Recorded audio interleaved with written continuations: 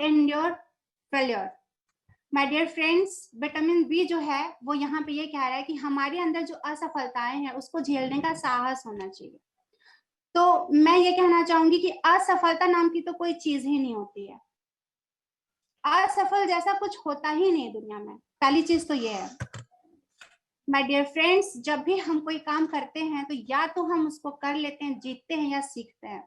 कभी भी हार नहीं होती है हमारी। अगर हम असफल भी होते हैं ना तो बहुत कुछ सीख लेते हैं उससे। And when we lose our self, you will find your self. जब हम अपने आप को पूरी तरह से खो देते हैं तब हमें समझ में आता है कि एक्चुअली हम क्या हैं। तो वो भी बहुत जरूरी है।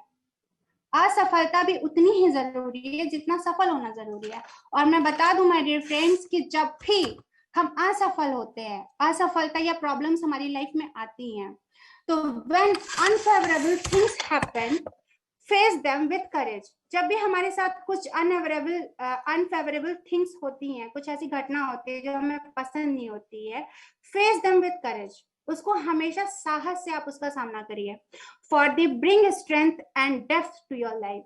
वो हमारी लाइफ को गहराई और मजबूती देने के लिए आती हैं। आपने देखा होगा जितना ही हीरे को कट किया जाता है, कटिंग की जाती है, तराशा जाता है, उतना ही ज्यादा हीरा निखरता है।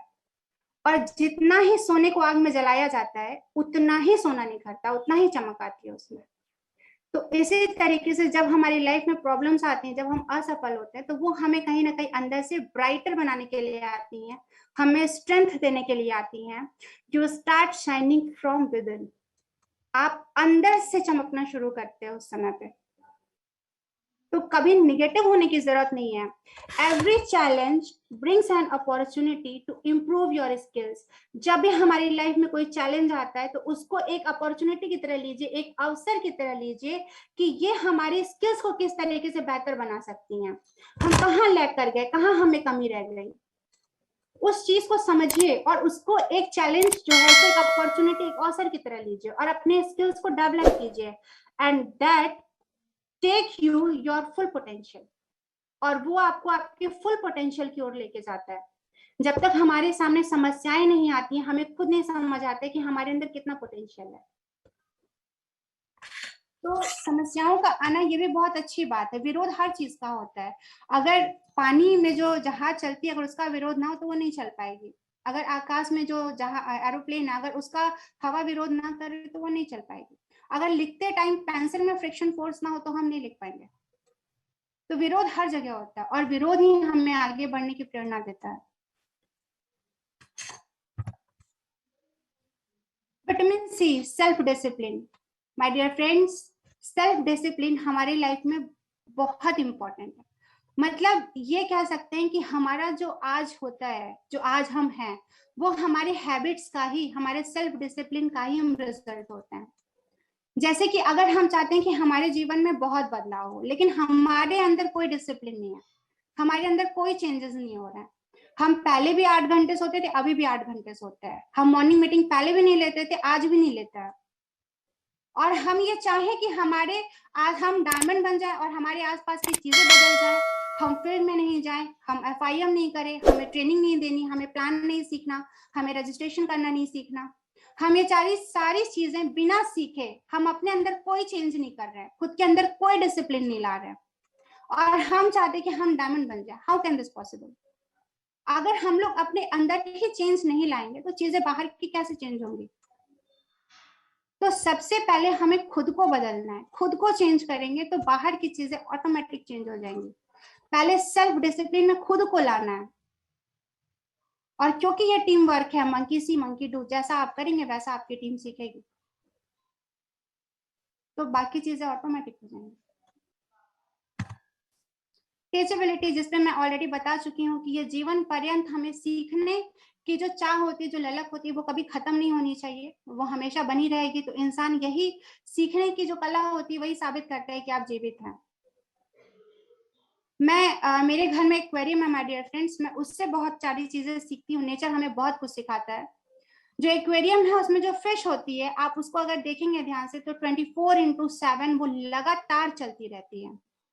आप कभी उसको शांत बैठा हुआ देख ही नहीं सकते हैं। तो नेचर हमें बहुत कुछ सिखाता है। जो सूरज होता है वो हर 24 घंटे पे उगता ही रहता है। What a discipline. हमें नेचर से बहुत कुछ सीखना चाहिए। प्रकृति हमें बहुत कुछ सिखाती है, उसके टाइम में तो एक सेकंड का भी लेट नहीं होता।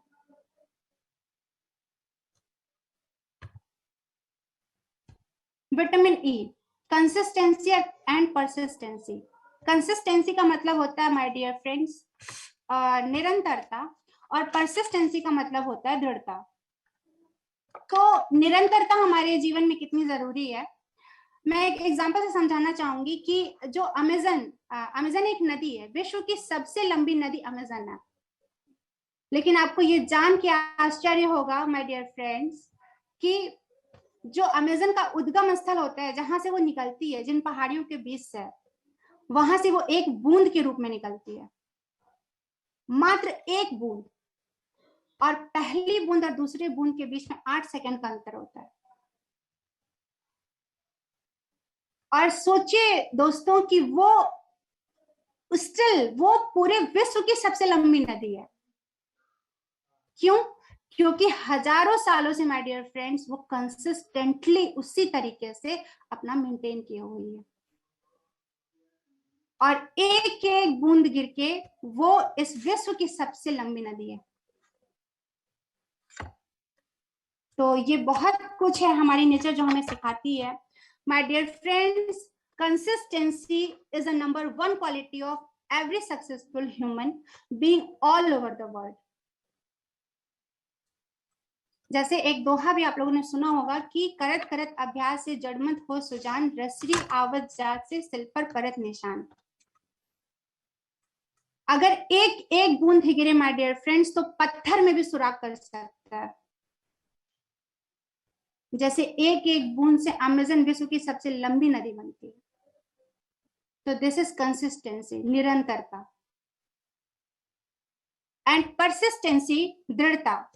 मैं बताना चाहूंगी माय डियर फ्रेंड्स कि जो आदमी मन के साथ जीता है वो साधक नहीं होता है, जो संकल्प के साथ जीता है वो साधक होता है। हमारे अगर सारे स्किल्स खत्म हो जाएं, अगर सब कुछ हमारा दांव पे लग जाए, लेकिन अगर फिर भी हमारे अंदर वो व्हील पावर है, अगर हमारे अंदर वो दृढ़ता है, तो दोस्तों हम कुछ भी कर सकते हैं। You can do anything whatever you want to do. आप जो भी सोच सकते हैं आप वो कर सकते हैं। तो व्हील पावर, दृढ़ता में वो शक्ति होती है।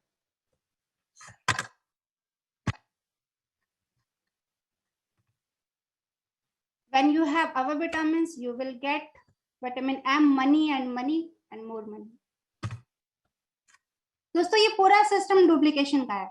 यहाँ पे हमारे 4 अप्लायंस की बात की जाती है कि हर एक जो लीडर होता है उसके पास 4 अप्लायंस होता है, क्योंकि हो सकता है कि एक लीडर का जो नेचर हो, जो बिहेवियर, वो किसी एक से मैच ना करे, मिसमैच हो जाए। लेकिन अगर चारों से मिसमैच हो रहा है तो उसको खुद में थोड़ा सा सुधार करने की जरूरत है, क्योंकि ऐसा नहीं हो सकता कि चारों खराब हो जाए और वही मतलब सही है। तो उसको कहीं ना कहीं खुद में फिर चेकआउट करने की जरूरत है। और यहाँ पे जो भी एक लीडर होता है इंडिपेंडेंट बिजनेस ओनर होता है, और ये पूरा टीम डुप्लीकेशन का है, मंकी सी मंकी टू। जैसा आप करेंगे वैसा आपकी टीम सीखेगी। अगर आप 3 कार्डिनल रूल्स को फॉलो करते हैं तो आपकी टीम भी करेगी, अगर आप नहीं करते हैं तो टीम भी नहीं करेगी डेफिनेटली। अगर जैसे संस्कार आप अपने अंदर डेवलप करेंगे वैसे संस्कार आपकी टीम में भी नीचे जाएगा। अगर अच्छे संस्कार देते हैं तो अच्छी टीम बनती है, अच्छे संस्कार नीचे फॉरवर्ड होते हैं, और अगर आप गलत संस्कार डालेंगे तो वही नीचे ट्रांसफर होगा। तो ये पूरा सिस्टम जो है वो डुप्लीकेशन का है।